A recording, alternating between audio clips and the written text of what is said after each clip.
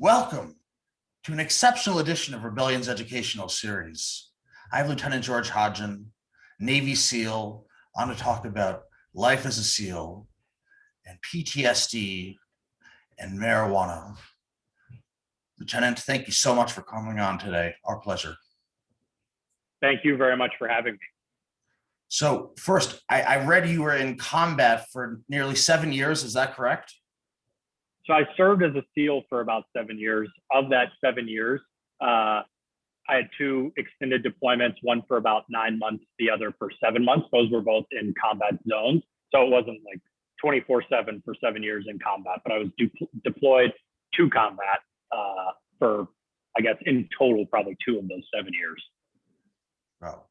And so how often were you actually engaged in firefights, or were you ever engaged in a firefight? Yes, engaged in firefights. My deployment to Afghanistan, it's just perennially the combat zone when you're outside of the wire. So I would say in Afghanistan, it was always considered sort of a non-permissive or dangerous environment. There were always IEDs and grenades and the threat of attack.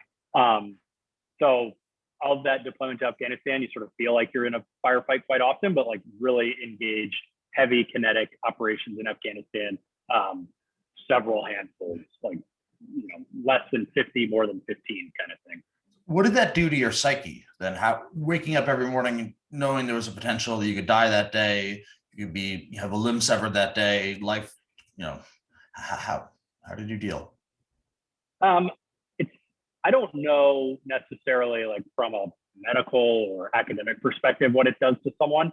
What I do know just on the individual level is that I think it forces you very quickly to realize why you're there, realize why you're fighting, knowing that you're going into danger every day. Like in some of the outcomes you mentioned, if it's losing a limb or friend or eyesight or death, really forces someone to hone in on what their priorities in life are. Think about your family a lot. Think about your friends. If you're a person of faith, then that becomes particularly important. But I think over time, it starts to sort of wear people down. They say that historically deployments are not supposed to last longer than 6 months. After 6 months, there starts to become long-term health implications or psyche implications. But given just the nature of the world right now, most special operations folks are deploying for far longer than 6 months, which certainly makes people very, very on edge when they come home. I can imagine people being extremely on edge. You go from a life worrying about losing your, safety, just absolutely being in question at all times. I can't imagine. Was there mental training too when you became a SEAL, or was it just physical training? Lots of mental training, actually. So the training itself, they say, is about 90% mental, 10% physical. So you have to be able to perform at a pretty exceptionally high level of physical fitness.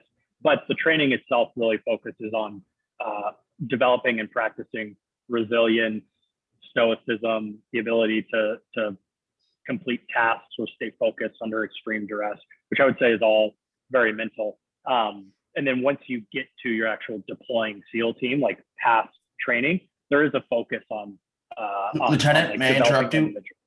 Back in training, what was the hardest part of training where your kind of mental self came the closest to not wanting to participate any longer? Yeah, so it's different for every guy. For me, there's one part of the training that's called pool competency, where effectively the instructors take you down underwater for about 20 minutes and just beat the hell out of you.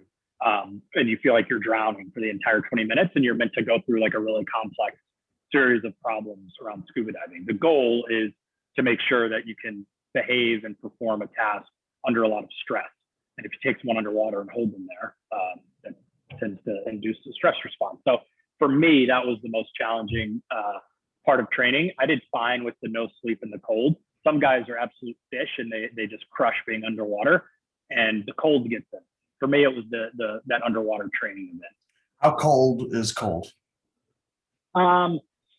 I'd say you're just always bone cold. So most of the training takes place off the coast of San Diego, California. And despite being sort of a sunny place, you're in the Pacific Ocean all the time. There's like over a year and a half training period. There's very, very few times when you're actually dry. So you're pretty much wet in the Pacific Ocean for like a year and a half straight.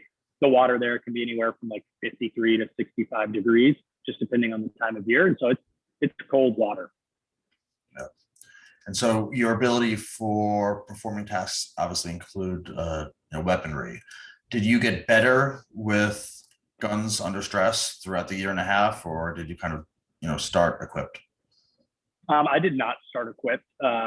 So you absolutely are trained in terms of how to be a professional combat arms. So how to shoot, move, communicate under fire, under stressful situations, how to operate your machinery, your weapon systems, take care of them. The training is very, very rigorous, and they assume that you know nothing when it comes to weaponry. So it's a crawl, walk, run approach. You start with pistols, and then you graduate to clearing a room with machine guns without speaking in the dead of night, kind of with your teammates. So you go from 0 to 60 quickly. Is there a Navy preferred gun or machine gun? Sorry, Navy SEAL preferred? Yeah, I mean, most SEALs use a 6-hour 9mm pistol. It depends on the operator in some instances, but most folks use the 6-hour 9mm. There's like a maritime edition, which is better for rust and being around water naturally. And then most guys use for their rifle will use like an M4. They're switching over to the SCAR, the FN, the Brief National SCAR weapon nowadays. But sometimes it's up to the individual or what his job is in the SEAL platoon. Oh, and parachuting, was that a major component or not really? Yeah, major component. So there's two types of parachuting that SEALs do. One is called static line parachuting, which would be sort of analogous to like what the 82nd Airborne in the Army does, where you jump out of a plane at low altitude, and the way your parachute is configured, it effectively pulls itself. So you just jump and fall kind of. What I would say is sort of more advanced and certainly fun and tactically useful is free fall, where you jump out of, like skydiving, you jump out of an airplane really high up and then kind of cruise to your target. And that's every SEAL has to be free fall qualified, and it's a blast. I think it's a ton of fun. So you absolutely enjoy it? Yes, I did professionally. I have 2 young kids now, and now that I'm no longer in the Navy, that hobby has died with my old career. Children come first. But, yeah, exactly. Yeah, no, it's funny. We had NASA astronaut JD Weatherby on last week, who has commanded the most U.S. shuttle missions or any space missions of any astronaut. And he actually has a terrible fear of heights. And so he can't even look down when he was in the shuttle. If he looked down, he'd start feeling sick. So he just, he didn't mind, and he flew a Corsair and he got catapulted off carriers, and he didn't mind the G hits, but he couldn't look down on the top of the shuttle. And actually, speaking of, height issues, astronaut Nicole Stott, who spent I think 100 days in space, she has trouble looking down when she goes skiing from the chairlift. So it's amazing how height can affect some people, and you just have an absolute blast skydiving. Yeah, well, I'm glad to hear about their fear of heights, because it makes them seem human when otherwise they're literally out of this world late. So yes, I revere astronauts. Absolutely, I love space. It's my obsession. Yeah. Rebellion's actually developing deep learning for space navigation, and so the idea being that we can take millions of constellation images and start creating a bit of a map for the U.S. Space Force. And so that's a lot of fun. Something that we do on an academic basis. So speaking of academic basis, how much government funding is for marijuana for veterans? Let's jump right. I hate to go from training to veterans, but I want to know, are they being taken care of? Are we testing it right now? Because I know cannabis has tremendous effects for people with stress, anxiety, and so it should be lends itself naturally to veterans. That's exactly right. So the short answer is no. The federal government is not by any means taking care of veterans when it comes to cannabis, nor are they investing in research. Historically, government funding for cannabis has come from the National Institute of Health. I think over the past 5 years, they've invested around $400 million into cannabis research, the overwhelming majority of which has looked at the negative or adverse effects of cannabis, like any other drug, but they have not invested in the therapeutic or the beneficial outcomes related to veterans. I was speaking with a friend of mine who's a psychologist about the show, and he said, Alex, ask the SEAL if there's extra, attention for those in the military that have taken someone out in combat. And so if you've, killed someone in combat, the idea is that there is added extra stress on you. And that's something that, for instance, the show The Sopranos makes a big deal out of the extra stress out of killing someone and how it lingers with you and whatnot. And so can you respond to that? Yeah, I think no doubt that most special operation or a large majority of special operations folks, or certainly post 9/11 military veterans, have experienced combat or close killing in combat, either a friend dying or taking someone else's life. And that is no doubt a stressor. In my opinion, that if the country is going to send someone overseas and either ask them to kill or be killed, the country should be doing everything in its power to explore alternative healthcare treatments for those people. And right now, we're not doing that. I'll give you an example. So post 9/11 veterans, meaning folks that served in Iraq or Afghanistan after September 11th, 1/3 of them report to using cannabis or marijuana to treat their chronic pain or PTSD. However, the VA and the federal government does not acknowledge the existence of marijuana as a medicine. I'm not saying that it's a panacea or that it is in fact a rigorously developed medicine. But what I am saying is that if 1/3 of our veterans say it helps them, why would the government not be researching it? It's really amazing. Marijuana clearly impairs you. And with that impairment comes, obviously joy, lack of ability to drive and operate heavy machinery. But for those veterans that are dealing with constant pain, a necessary escape from a really unpleasant environment. That's exactly right. Yeah, what's another interesting stat to me is the American Legion, which represents millions of veterans around the country, ran a survey of its members and found that 92% of veterans want the federal government to explore marijuana as a potential medicine. They're not saying that it is a medicine, but they're saying, look, if this can treat our chronic pain, a messed up knee or back, where we otherwise would be using opioids or benzos, why would we not be looking at that? If this is something that could help our PTSD, why wouldn't the government be exploring a way to take care of that? And I'll sort of say the inverse as well. And that is that without rigorous research into marijuana and its effects, a large majority of the country could be potentially doing damage to themselves that they don't fully understand. And here's what I mean. 200 million Americans live in a state where they can access marijuana legally, unless they're a doctor or a hospital or a biotech company or a pharmacist.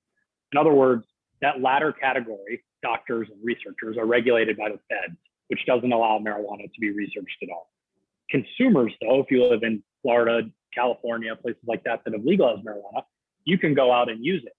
But the doctors have no idea what the long-term health effects are. Nobody is studying what marijuana does in people, despite the increasing prevalence of its use throughout our society. I think that's a massive missed opportunity on behalf of the federal government. Lieutenant, you told me 22 veterans are taking their lives a day. That is a real chilling fact that's happening right now that we need to do something about. And so the research needs to commence. I absolutely agree with you. This to me is playing as a site. I'm a very pro universal pre-kindergarten person. It's I'm generally quite a libertarian, but when it comes to education, I absolutely love education. I know how important it is for it, but for me, this is a very simple issue, and giving people in mental need, something to soothe them. I feel like the government is really absolutely dropping the ball, and I feel like they have an obligation to our veterans to take better care of them. So, Lieutenant, this was a fantastic episode. Let's talk about your company now. It's fantastic venture-backed firm. Please tell our viewers about it. Yes, our company name is BRC, which stands for Biopharmaceutical Research Company. We are going through the federal process, meaning the FDA and the DEA, the Drug Enforcement Administration, to gain approval to federally legally produce marijuana for research, cannabis for research, for veterans and things like chronic pain and PTSD. So as I mentioned to you earlier, research into cannabis's benefits is not happening in our country. The reason is that there is not an adequate source, meaning not a good source of legal marijuana to give to universities and pharmaceutical companies and biotech companies. Our company is going through that process to be licensed by the federal government to produce cannabis-based medicine. Hopefully, you'll be able to get the supply you need. Before we conclude this absolutely awesome episode, I guess my concluding question would be, what inspired you to be a Navy SEAL? I remember exactly, like a lot of Americans, exactly where I was on September the 11th. I watched the towers come down, and I knew instantly that the century that was going to follow 9/11 and our lives were going to change forever. I wanted to serve, and I wanted to give back to the country that had given so much to me. And so for me, if I wanted to serve after September 11th, I wanted to do it in the most impactful way on the front lines of the war on terror. And so that meant becoming a Navy SEAL. I lost a good friend, and I went to 2 funerals one Saturday. A few weeks after, it was really just a terrible time, and same time inspirational for so many, and fantastic to hear. And thank you for your service to this country, Lieutenant. I really appreciate you donating your time to this educational conversation. Thank you so much. My pleasure. Thanks for having me on. Stay safe. Thank you.